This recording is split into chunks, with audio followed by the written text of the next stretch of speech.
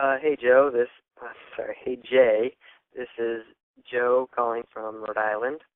I've been listening for about 2 years, first time calling. So I want to talk about, comment on your talk about victim blaming. I like what you said. I'd like to add to it. Um, so I've heard a lot of talk about victim blaming in our victim blaming culture that we live in, not just on your show. People blame the victim for not standing up for himself, or for wearing enticing clothing, or whatever. It's horrible and wrong, and I'd like to pose a possible explanation for it. I've recently read a great book called You Are Not So Smart by David McRaney, and it has me looking at our thought processes differently. So my explanation is really my interpretation of David McRaney's explanation. Also, I saw a good video from David Pakman just last night in which he tried to explain why some people want to think that this Sandy Brook shooting was a hoax. I think it's kind of relatable.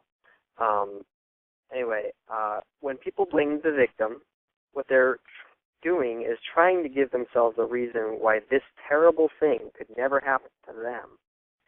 They want to believe that the world is a logical place, that bad things only happen to bad people. They want to believe that if they never put themselves in risky situations, they can remain safe. Of course, that's not true, but it's something that we want to think to let us sleep at night instead of laying in bed terrified of all the horrible and scary things that could happen to any one of us at any time. We want to believe that we have control over our own safety. We also don't want to think that bad things happen to good people. I think it's a natural urge that we as civilized humans need to be aware of and fight against.